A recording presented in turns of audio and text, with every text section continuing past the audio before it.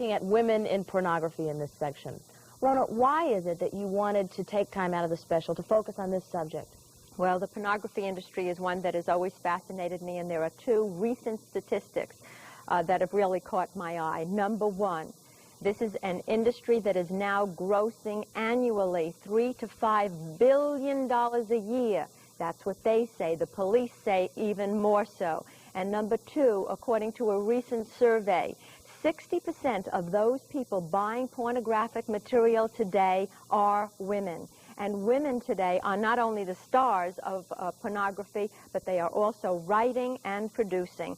And that's why I decided to send Rob out to investigate pornography. And Rona, make no mistake about it.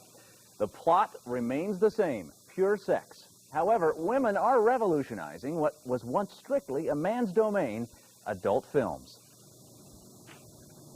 Okay, let's cut. Oh boy, no. I like it. What do you like? And Jeff, what do you do? Another one? Okay. One more time? Okay. This will be the one. Okay. A pornographic video is being shot. This movie contains no violent acts against women. The male lead was chosen by starring actress Ginger Lynn. So was the director. The screenplay was written by a woman. The adult film industry is in the midst of a revolution. Why? Because your local video store has replaced your local X-rated movie theater as the main marketplace for porn.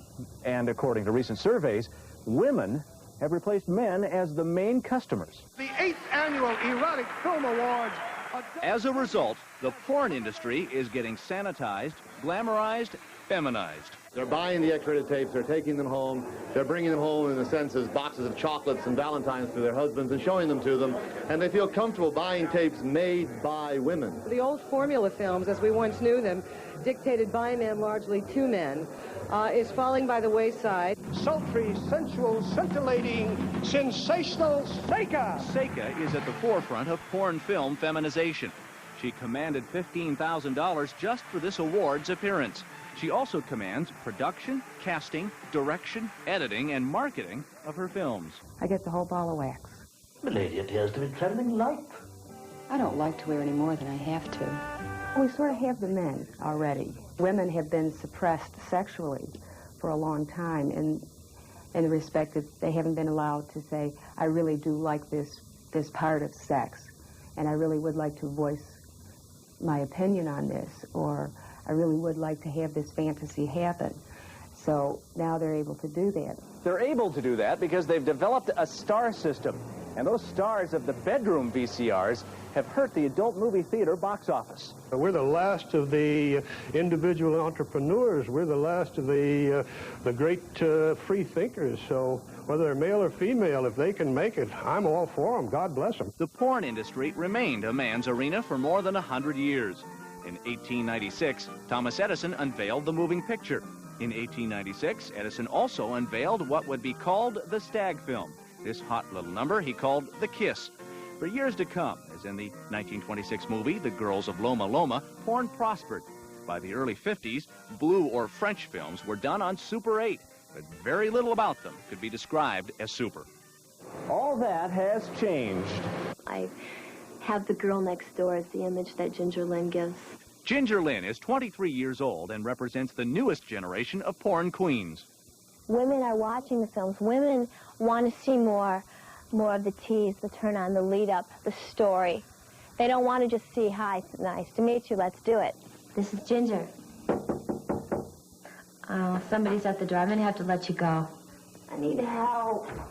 After a while, the phone, the sex, and the scenery all have a familiar ring to Ginger watchers, but it's a living and a lucrative one. Her money's being invested, I think, very wisely at the moment. Good to see you again. Stanley Hanman is a Harvard grad, an entertainment lawyer, and the man Ginger sought out to put her deals together.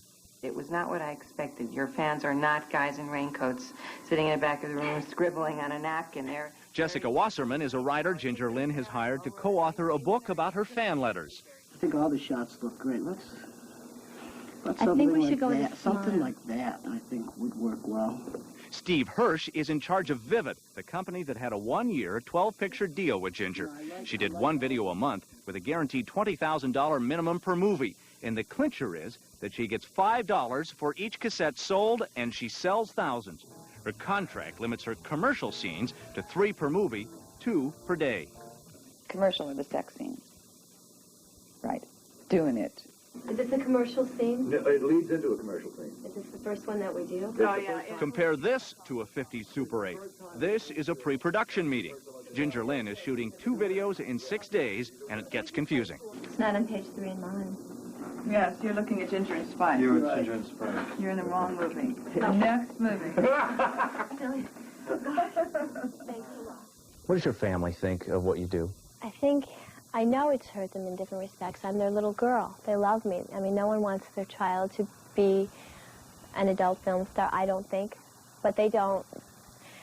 They're not ashamed of me. We have the foursome with Ginger, Cyril, Laurel, and Buck. We're on location, secret location, an hour's drive from Los Angeles. Shot in less than a week for less than $22,000, each of Ginger's new home videos will bring in $250,000 in a matter of months. Guys tend to be so basic, you know, and they can do cops and robbers and all these kinds of good things, and they kind of go right for the get-go.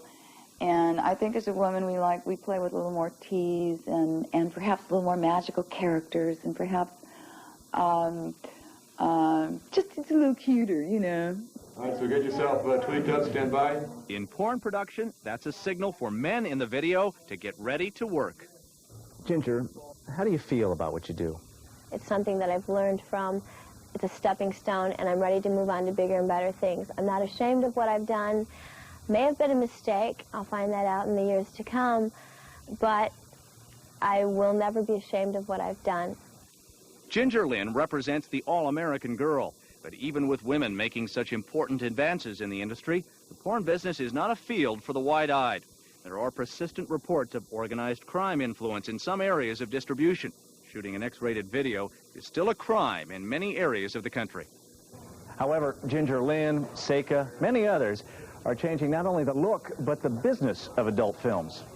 And never will it be a man's monopoly again. They better work a lot harder, because I think women are on the rise in this industry. Lisa and Rona, though, a couple of points that we really should make. For most of the people in this business, it is not glamorous. Also, porn or X-rated films or adult films, a very, very complicated issue. We're just really dealing with one small segment of it here. But the point we wanted to make is that more and more women are getting involved in behind the scenes and in stardom and in manipulating what's going on in that business. Couldn't help but think as I talked to Ginger Lynn, she wanted to be a legitimate actress. She doesn't want to be an X-rated actress anymore. I think, wow, can she make that transition? What do you think? There's been very little precedent set for that, Rob, and not even Linda Lovelace or Marilyn Chambers have succeeded in going from that particular field into the so-called legitimate screen business. To me, it is a bridge to nowhere. Interesting report. We're going to make quite a big transition here, folks. Hang on, because we're going